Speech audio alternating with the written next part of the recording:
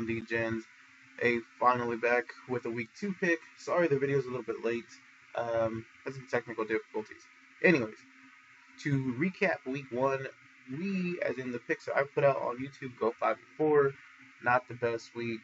Still made some money if you followed the picks. It comes out to like a little bit over half a unit, which great. I mean, I guess right. Uh, Better to win something, but moving forward, definitely plan to get a lot more selective with the picks. And actually, I only have about, well, I can tell you right now, I'm only going to have about 3 to 5 picks for this upcoming week 2 pick, or picks show. Now, to just kind of go over what we had from last week, 49ers are really, you know, that was just an upset. But I will tell you a lot of that was weather related. If you haven't already heard, which I'm sure you have, that rain was just played in a damn monsoon. Um, this ugly game. And I know a lot of times people are like, oh, if it's raining, it's really not bad. It's more the wind and blah, blah, blah. And that's true for like fantasy, but it's so hard to try and predict what a quarterback wants to do or even where he wants to go with the ball when he's not really sure if he can grip the ball right, how his feet are going to be reacting to the turf, all that kind of stuff. So really hard to critique that game. Not an excuse for the loss. It's just, it's a loss. It happens. But if you're looking at like stats and anything like that, I kind of just throw that game out. It was a really ugly game. Trey Lance really couldn't get anything going. The 49ers in general couldn't get anything going. They started losing like players like Elijah Mitchell, and it just didn't turn out well. Credit to the Bears. They did great. They played in the same conditions. Just worked out for them. So that was the one. The Rams was another loss. That one was really my personal big loss. And man, that just sucked. I hate when you're just on the wrong side of the pick. And it happens. But damn, I really thought that offensive line was going to come and show up at least a little bit. I knew it was going to be somewhat of a downgrade, but the Bills just dominated all over the field. And, it happens. Tip your hat to the Bills. Those guys are awesome. And there's really not, a whole lot else that can be said. If they replay that game, and I'm sure, or hopefully that may be a Super Bowl um, pick for a lot of people out there to kind of like a rematch in that game. Hopefully the Rams can get their shit together, but they're definitely going to need to shore up that offensive line if they're going to have any idea. I think the game plan, the scheme was just terrible from the Rams. They're really missing Kevin O'Connell, who's now the Vikings head coach, because God bless. My fear going into that game was that Brian Daboll was the loss of Brian Daboll was going to make a big difference for that Bills offense, and it didn't really. But I over accounted for how much just Kevin O'Connell was going to matter to that Rams team. So again, that was another one of the losses, and that one that just pissed me off because it was the bigger of my losses. Now that being said, the Broncos were another one. Wasn't as big as far as like monetary value, but just kind of upsetting to watch because Nathaniel Hackett, and I know all off season I talked about like new coaches and how they're not great, how we really shouldn't rely on them for week 1, and of course I made the bet on him, and it just did not pay off. To me, that was really more a bet against the Seahawks.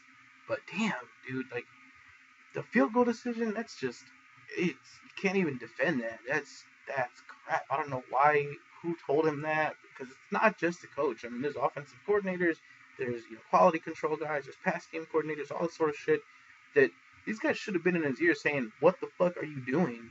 It's 4th and 5. This is a 64-yard field goal. This is not the spot, man. You're not that guy." And the Warren Sharp came out later on saying, like, basically, the field goal had zero chance of going in.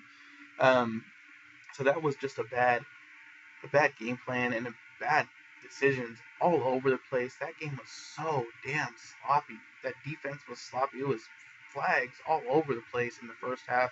Now, I will say that they cleaned it up in the second half defensively, and I think that's going to matter for this upcoming week, and we'll get into that, because the Broncos defense, had they shown up and played the entire game the way that they played in like the second half of the third quarter and then the full fourth quarter, they probably win that game. They just got off to a real shitty start. So those are 3 of the losses, and then the last one was the Patriots, and then the Patriots +3 at the Dolphins. That was another one. Obviously, they were dogs. I did think that Bill Belichick was going to show up a little bit more. be able to be a first-time head coach and a head coaching staff. And I said this even in the offseason, that was strictly a play on coaching. Yes, the Dolphins have better talent on the field all day, every day. That's undeniable. Um, really did think that Bill Belichick was going to be able to pull that one out just from a strictly X's and O's position. But that offense with the Patriots looks just awful. I was hoping that what we were seeing in preseason was exactly that, just preseason, and it just didn't go that way. The offense just really wasn't good. If anything, I would say Jonnu Smith really looked the best out of that offense. And I know a lot of people are kind of wrapped up on like, well, who's running back, and Harris got a lot of the carries, and maybe we should stick with him. If you're looking at like fantasy or stats or props or anything like that, that may be true. And Ramondre Stevenson may end up getting more work as we go throughout the season. But I think if you're looking at this, that whole coaching staff and Bill specifically has talked up Jonnu Smith for years and years and years now, and I would be really surprised if they don't try to keep getting him in open spaces. He is by far their best receiver, their best after the catch guy, just a little bit of everything. So if you're looking at fantasy, just like a deep sleeper, or if you're looking to play a prop or even like a first touchdown at some point, I'm really keeping Jonnu in mind because to me, he showed out. He's the only good part on that team other than maybe a running back here and there. So those were the 4 losses. As far as the 5 wins, we had the Ravens -6 at the Jets. That was a big win. The Ravens just dominated the Jets. Right, the Jets were terrible. With Joe Flacco, we kind of knew what that team was going to be. A lot of short passes, a lot of conservative stuff. Trying to run the ball. I was kind of surprised that they were able to run as effectively as they were. The concerns that I got from that game, though, were kind of twofold. So one, the Ravens defense didn't look great. Not too bad, especially because a lot of the defenses for week 1 didn't really look all that good. But the bigger concern, and you may have already heard this from other places, but the running game for the Ravens, yeah, I know J.K. Dobbins is obviously out and Gus Edwards is out, but they really didn't look all that good. And you have, a competent guy there in Kenyon Drake as well as Mike Davis. Mike Davis looked terrible. Just that guy's terrible. I'm not even going to try to worry about him anymore or handicap him. Kenyon Drake is their guy. Now, he did look good coming out of the backfield as far as like catching the ball. So Kenyon Drake, I think, has some upward mobility as far as like props or fantasy or anything, and that's probably who they're going to try to use. But they really couldn't get anything going on the ground, and the reason that concerns me is that they also lost their left tackle, and I believe it's Juwan Jennings is his name, but he was already the backup for Ronnie Stanley. So if you're looking at the Madden algorithm, you went from a 90 at left tackle, like one of the best left tackles in the league, to a 67, which obviously is just like a little below average. So that's a big difference coming from that left tackle spot. Now, they were able to pull it out against the Jets, but if you go back and watch that game, if you haven't already, their running game was just really inept, and it was real hit or miss. I mean, maybe they had like a play or two where they had some good runs. That was about it. A lot of the good stuff that Kenyon Drake did was coming through the air. Lamar Jackson had to really come out and play just hero ball to win that thing, and he did. I mean, hats off to Lamar Jackson. That dude's amazing, and he did exactly what we thought he was going to do. And I want to say he had the highest average depth of target for week 1 as a quarterback, which is amazing, especially for that offense that he runs. He really had a great connection with Rashad Bateman on a long touchdown. A lot of the underneath stuff was working for them, and that's all awesome. But this week you're going to be playing against the Dolphins. The Dolphins have a much better defense. They have a much better offense than the Jets. Value-wise, and I'll get right to this right now. Value-wise, the Madden algorithm says that the Ravens should be a pick this week. It says that they should be 4-point favorites, and right now they're currently only about 3.5-point favorites. And really, I think that by the time we get closer to kickoff, that's probably going to come down to 3, because I think you're going to see a lot of Dolphins money come in. Now, they are playing in Baltimore. I think Lamar Jackson is still the best quarterback out of him and Tua. But without that left tackle being solidified, maybe Ronnie Stanley comes back. And if he does, I'm all about taking the Ravens this week. But without him in the lineup, I'm real concerned for that run game, for the style of play that they want to have, and for Lamar having to put everything on his shoulders. Now, he may still have a good game statistically, but that's going to be a a lot harder of an ask if he doesn't have somebody protecting him, especially because they don't have like a, Devontae Adams on the team to go and maybe make his own plays.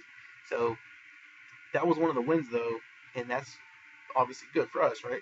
So other than that, we had the Giants, which is another one that, oh man, I loved it. That honestly made my weekend. Those two teams, the Ravens and the Giants. The Giants, exactly what I had been saying. I love Brian Daboll. I was telling you that all off season, and that dude came out, made a balls of steel decision to go for two at the end, which was the right decision. I was saying that during the game, but he came out, goes for two, gets the win. Awesome, awesome, awesome decision. Awesome play calling. Really just the great usage of Daniel Jones. Go back and watch that game if you haven't already. And he is using Daniel Jones the way that this guy should have been used all along. A lot of, you know, underneath stuff, a lot of scheming players to be wide open because Daniel Jones will really only throw to guys who are wide open. And then using a lot of play action to get him in space. A lot of design quarterback runs, a lot of draw plays, and letting him just kind of get free and use those legs, which is really one of his best attributes that he had not been able to use very much. So Brian Daboll is bringing the best out of him, putting him in a good situation. Saquon Barkley is just amazing. That dude's finally back, and hopefully, let's all say a prayer, right? Several prayers actually, for Saquon Barkley to stay healthy, because that guy was just tearing it up. I think he's going to have an amazing week this week because the Panthers just could not stop the run game at all against the Browns. Now, granted, the Browns' offense, as far as offensive line, is better than the Giants, and they have Chubb and Kareem Hunt, and not just Barkley. But I think Barkley's still going to have a great game. That all being said, taking the Giants plus the 7 is awesome. They get the win outright, so that's even better. So really kind of a sweat-free game once we got into that end of the fourth quarter, or in the middle of the fourth quarter, I should say. So that was good. Buccaneers minus 1.5. The Cowboys, that game was just god-awful. Buccaneers do get the win for us, and obviously they get the win in real life. But I will say, for as shitty as the Cowboys played, Todd Bowles and the Buccaneers need to be concerned. I was saying this going into this game. Todd Bowles is not a good coach. I don't like him as a coach, and he just proved that. That offense was slow and bad. And yeah, you can say the Cowboys' defense is good, and maybe they are. Maybe I'll be proven wrong. But I don't think that their defense is all that great, especially when the Cowboys' offense wasn't doing anything. The defense at some point gets tired. They were out there a lot. And the Buccaneers really just couldn't get anything going. Now, maybe that's injury issues, and maybe that's, just first week kind of rust and stuff like that. But I think a lot of that's just play calling. I didn't like what I saw out of them. A lot of just negative EV stuff. And Todd Bowles, I'm just concerned. I'm not looking to bet with these guys very much. If you are looking to bet the game this week, which is the Saints and the Buccaneers, I'd be taking the Saints plus 3. I'm probably not going to touch that one, but I don't like Todd Bowles at all. Lastly, we had the Colts Texans under 44. So that game, again, obviously stays under 44 because it ties at 20. Now, that's something that we're going to look at again this week because the Texans, really, their offense was okay, but it's not as good as what I think a lot of people are making it out to be. They got bailed out with some flags. Actually, the first touchdown that they got for the game happened because they got a pass interference. It was a pass interference, but it wasn't like a huge blatant call. Anyways, that set them up, I believe, on like the 10-yard line or somewhere around there. And they got the touchdown off of that because without that, they had not really moved the ball that effectively the entire game up to that point. That was in the second quarter already. So just not a great offense. A lot of very conservative play. The defense is okay. They were able to contain Jonathan Taylor somewhat, at least. Kind of worked pretty well against that Colts offensive line. But they just didn't impress me on offense. Not that I thought that they were. But also, Lovie Smith had some questionable decisions. Yeah, Rex Burkhead's the veteran. I'm not sure if I'd be rolling with him instead of your rookie Dameon Pierce. And that's not just because all I want to see is do great for fantasy or stats or anything like that. But it's more because as a coach, you should be putting your best guys out there especially when it's a neutral game script or you're trying to milk a game. And Rex Burkhead, he did fine, but he just not. You saw the difference. It's night and day when Dameon Pierce gets in there. He's knocking off runs, 5, 6, 7 yards at a time. But Rex Burkhead, he's kind of taking what's given, and that's about it. So either way, the under 44 hits at the under. That game really shouldn't have even been that high scoring. Really, like I said, the Texans should have walked away from that game with like 10 to 13 points, maybe 14, depending on decisions they make. So it should have been closer to like 34 points for the game. So either way, we get the win on that one. So I think that is 1, 2, 3, 4. Yeah, that covers all the teams and wins and all that kind of stuff. So that's good. Now moving on to week 2 though. Oh, sorry. You know what? I knew there was one I forgot. There's the Patriots Dolphins under 47 was the last play that we picked, and that was another win. And that one was a pretty easy, straightforward win. That was the last pick that we had added for the week. I knew that both those teams, just pretty low scoring. Again, we had seen the Patriots offense not look good all offseason, and really for a while, Patriots offense has not looked great. But the under 47 on that one cashes easily. One thing that I did forget to mention about that game is the Dolphins offense. Obviously they get the win, and some of this is a little maybe skewed because it was such a blowout for the most part. But the offense on the Dolphins, it looks very one-dimensional. Now they may still be able to get away with the win, or at least the cover against the Ravens this coming week. But they're playing in Baltimore.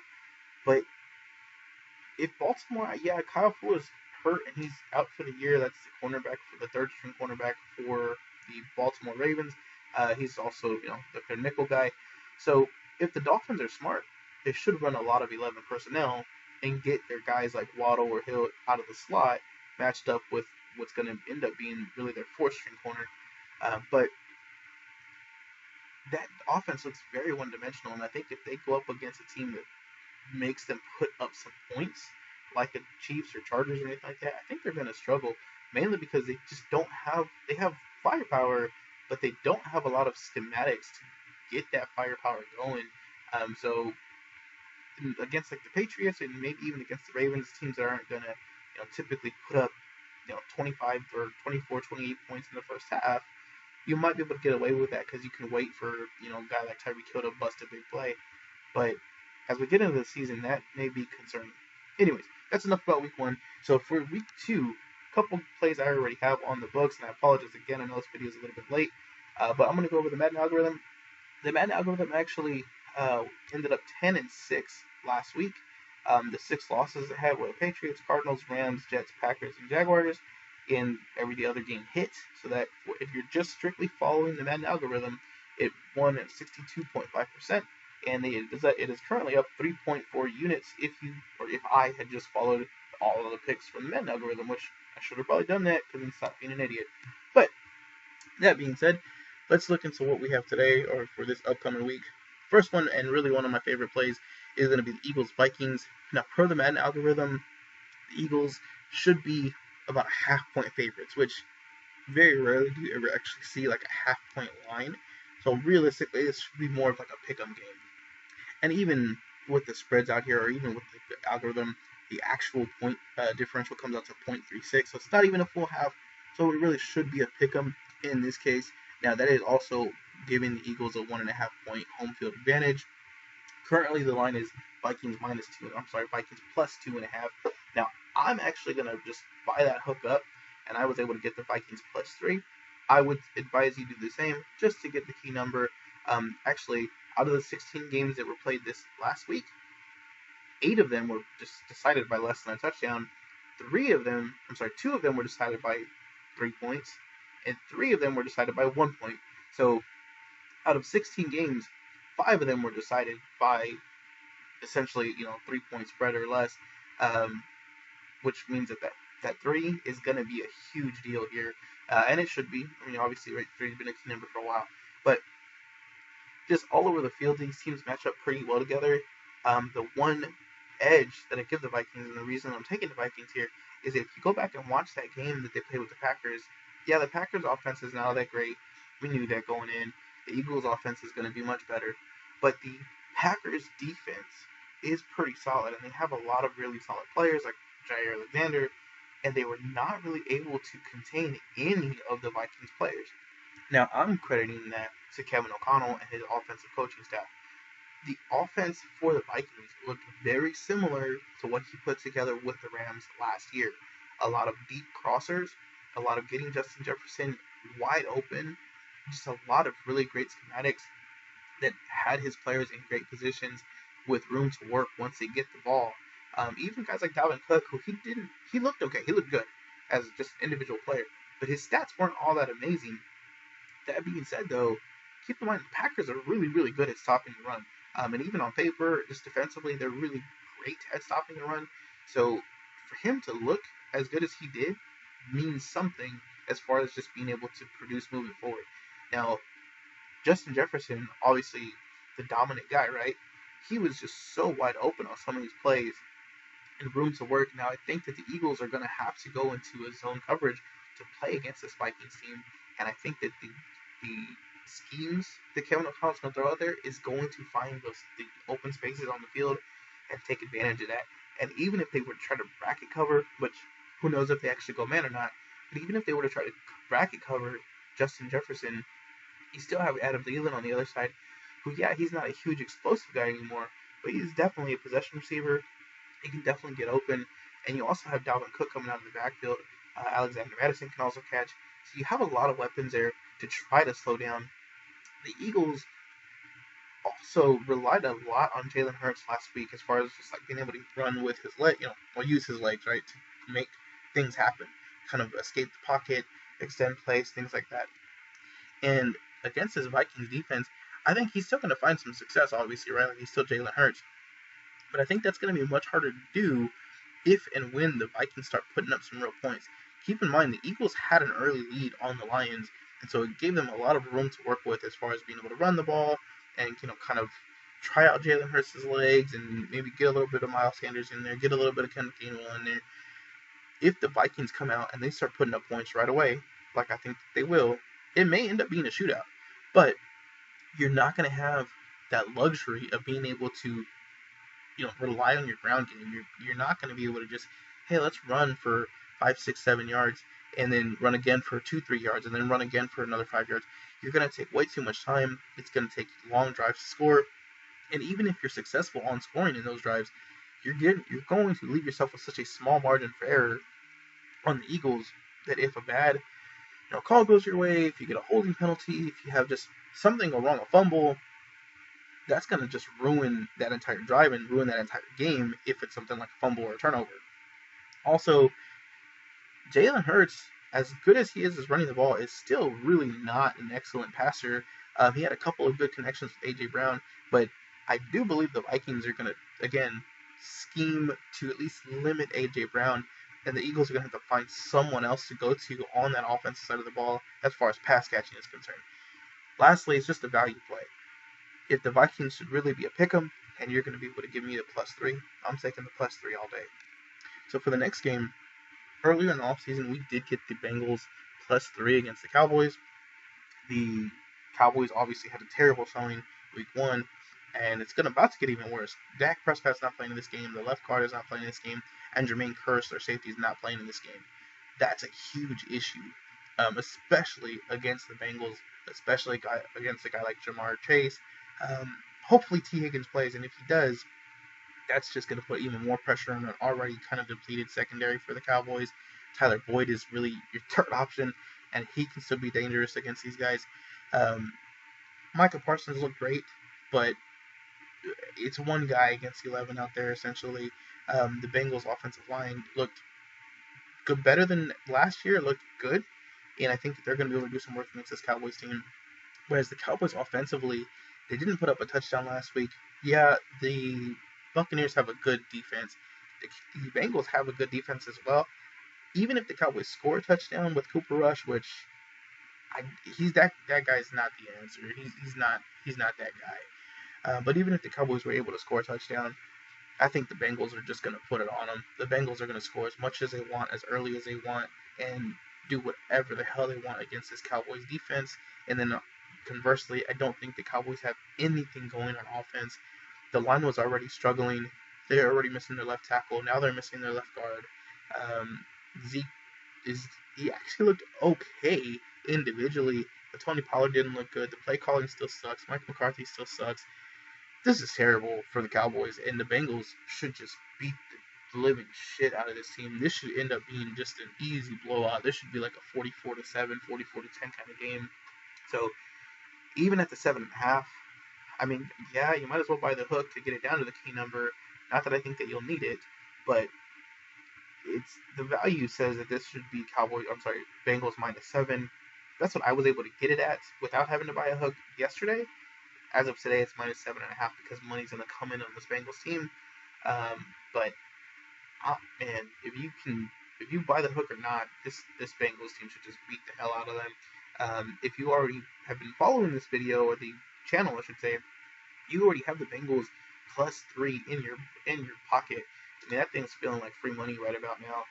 So hopefully I'm not jinxing this, but the Bengals, if they play the way the Bengals can play, they should be able to beat the hell out of this team.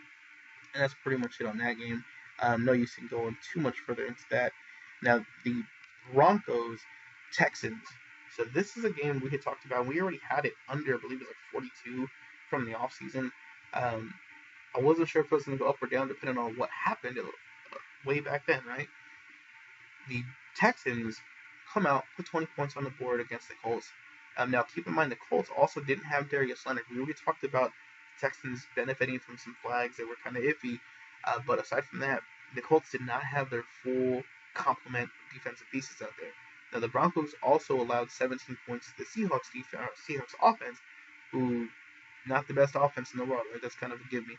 But the Broncos defensively played so much better in that fourth quarter, played so much cleaner in the fourth quarter. And I think that's what we're going to see from the start, or at least a lot earlier in the game against this Texans team. Now, the Texans also play a lot more conservatively. The Seahawks, they did play somewhat conservative, but surprisingly enough, they were trying to at least move the ball downfield with Geno Smith, letting him kind of move in the pocket.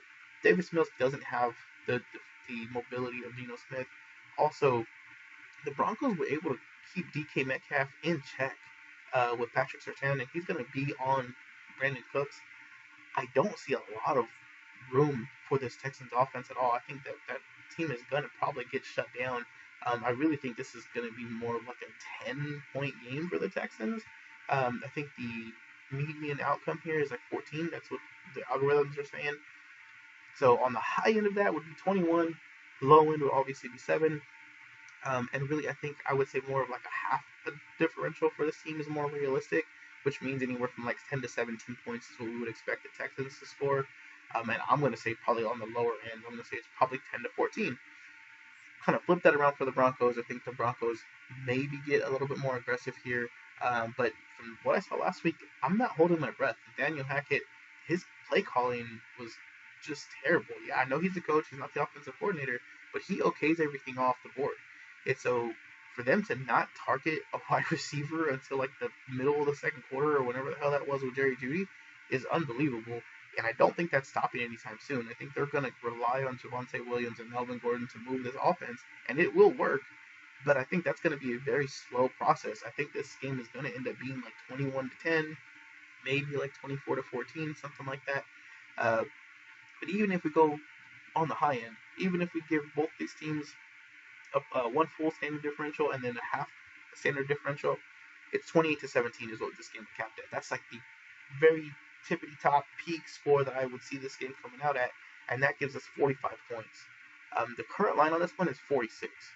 I'm taking the under. Now I am going to buy to 47 because the key number is 47, and the key numbers to buy that on the totals not as costly as it is on the points. So either wait until we get a little bit closer, but I am concerned that that number is going to start coming down, or just go ahead and buy the half point, get it to 47. Taking the under 47 on this one. I love that under. That should be really, really good. All the algorithms say that that's a lot of value because this is really capped more at like a 38-point game, something like a 28-10. So again, Take it for what it's worth, but I'm going to be getting on that one. So those are the three main plays. Now, I will tell you, the Ravens, like I said, I have not put money on them just yet. That is one team that I'm looking at, depending on if they get Ronnie Stanley back or not. Now, the teaser, I do have a teaser play, and that's the Washington versus Detroit game. The Washington's currently 2.5-point dogs. I'm going to tease them up to 8.5. Steelers are 1.5-point dogs. I'm going to tease them up to 7.5. Washington, really, they should be the favorites in this game. Per the Madden algorithm, it should be about a 1-point favorite. Currently, they're 2.5-point dogs. I'm not going to do a whole breakdown on them. It's already 30 minutes into this video, guys. But Washington looked really, really good. They were able to use Curtis Samuel every which way. Get him on your fantasy teams if you haven't already. Jahan Dotson looked really effective. They were able to move the ball with him, and they can kind of do whatever they want passing the ball on this Lions defense. The Lions could not stop the Eagles defense at all. And accuracy-wise and passing-wise, I do think Carson Wentz is just a tick above Jalen Hurts. So I do think you're going to see that offense continue moving. The Lions, on the other end, they look good as well, but they did look good more running the ball and being able to just kind of get DeAndre Swift like in some open spaces. I think that's going to be a lot harder against this Washington defense, who looked really, really good and effective. Now, they were playing against the Jaguars, but they still looked really effective back to 2 years ago, back to when Chase Young was, the Chase Young that we know. And I think that that's going to give the Lions some fits. So raising them up, where it's already a value play. We're already getting 3.5 points of value. We're going to add another 6 and get through those key numbers of 3, 6, 7, and get up to the 8.5. So that's one side of it. The other is the Patriots Steelers. This game, per the Madden algorithm, should really be a pick 'em. There's very little difference here. The Steelers, hopefully they do have Najee Harris, so I'm sort of waiting on that one, but not really, because I think either way that their running backs are going to be fine. Patriots offense just looks terrible. They, again, couldn't get anything going against the Dolphins. This is not as big of a coaching mismatch as it was against the Dolphins, and that ended up not being a mismatch at all. But Mike Tomlin here, I do see him being able to not just use his running game against this Patriots defense, but to also get some guys involved like a George Pickens, where it's kind of a little bit further down the depth chart. The Patriots defense is really good, and I'm sure they can stop or take away some of the main players like a Deontay Johnson and maybe like a Najee Harris, but trying to get them to stop guys further down the list like George Pickens is much more difficult. And even Chase Claypool, guys who can move with the ball, move after the ball, should give the Steelers team a chance to actually win this game outright, and they are playing in Pittsburgh for what that's worth. That all being said, I love the value.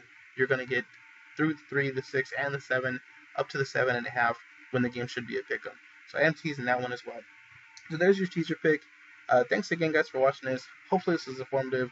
Let's go make some more money this week, and hopefully it's even better than last week.